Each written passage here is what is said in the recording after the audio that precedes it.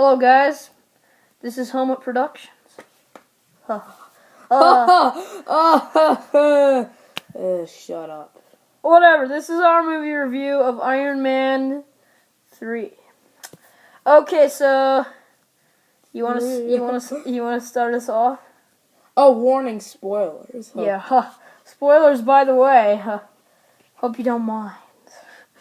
We put it in the title, and now it's in here as well. So please, if you don't want spoilers, don't watch it. Okay? Okay. We have problems with the Avengers. Like, why the heck do you spoil everything? We put spoilers in the freaking title. You need to listen to the title.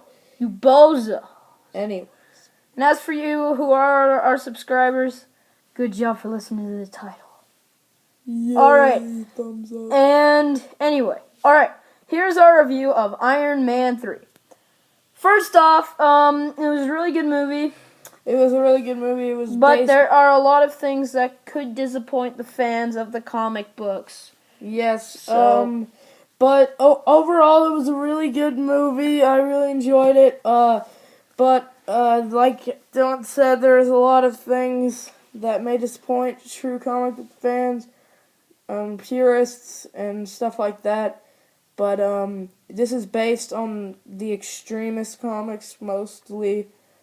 So, yeah, we got lots of different people. But first, let's talk about the disappointing parts of this movie. First off, the Mandarin. And all I have to say at first was, you will never see him coming. Yeah, you will never see him coming. If you're watching this review, then you will, because we're going to tell you. Okay, so, in this movie here, major spoiler right here, okay. He is not really the Mandarin, he is an actor. He is...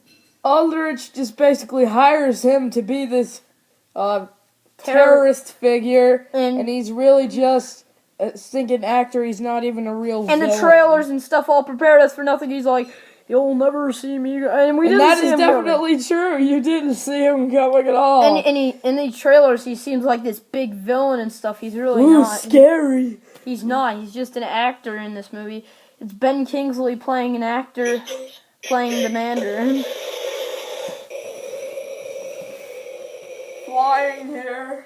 Ugh, jeez. Oh! Oh, you suck. Okay, so, get up. Alright. So anyway, yeah, that was really disappointing to me because I was expecting this big, huge villain to be the Mandarin, but it wasn't. It was just stinking an actor, and that would really disappoint some comic book fans as well. But it did make sense, and it did go with the story pretty good. And the real main villain in this movie is Killian Aldrich is the real villain in this movie. And in the Extremist comics, he just is a guy that got the Extremist virus, and he basically, I don't know, he killed himself. Basically. So he anyway, has a much bigger role in this movie than in the comics. He's also head of AIM, which is not comic accurate, which is also a disappointing thing to purists. The head of AIM, is not really Killian Aldrich in the comics. And, like, MODOK wasn't in it, and they weren't wearing the AIM suits or anything. Yeah, which stinks, but I don't know if that would have been a little rushed if they did MODOK already. Yeah. I think that would have been better for an Avengers movie. Anyway, but yeah, and then in the story, basically, Tony's having anxiety attacks and nightmares and stuff and whatever. Happy gets in an accident because an extremist dude blows up. And then basically Iron Man gets really mad at the Mandarin and says, he basically says, "I'm not afraid of you," and he even tells him his address. And they blow up his Malibu mansion. You've probably seen it in the trailer. Yeah, it was really not a smart idea to tell them that, but whatever. And then he goes on this journey. He meets this kid. Well, his suit stops working and stuff, and so he that meets was a this really kid. cool kid, but he made him have anxiety attacks because he kept mentioning New York and everything. But then after he meets this kid, he says that his mom or whatever knows some stuff. So, like, she gives him this file which tells all about the Mandarin attacks and people that committed suicide and stuff like that. Well, but actually, then the extremist people show up and come after. I don't know. It was his mom. I don't know. I don't know. But then the extremist people come after him. They try to kill him unsuccessfully. You'll see the movie and find out about that. And yeah. And So, he eventually gets power to his suit. First he invades the Mandarin's mansion or whatever. He like builds a bunch of like weapons, homemade weapons, including a Christmas ornament grenade, which is really funny. yeah, this movie takes place during Christmas time as well. Yeah, I wish it was the first Marvel movie that has done this, and I think I'll definitely be watching this movie this year. So Instead of watching like a Christmas Carol, you could just watch Iron Man 3. yeah, it counts, right? Yeah, so there's like all sorts of awesome parts in this movie. But when he breaks into his mansion, that's when he figures out Mandarin is fake and all that. So And then anyway, right after, then he gets captured and stuff. but he summons his Iron Man suit to come to then him. he escapes and like they capture Rhodey too, but he gets out as well. But he loses his suit. Iron Man gets his suit. And then It sucks because Rhodey, we didn't get to see too much Iron Patriot, But I still was a huge fan of the suit, though, because it was a really awesome suit. We saw some Iron Patriot, but Rhodey wasn't in the suit doing any action-packed things all the time. But what was really funny about this movie, when he was asking for the password and username, the username was War Machine. War Machine Rocks. No, the password was like War Machine Rocks, lowercase x or something, all caps, lowercase x at the end.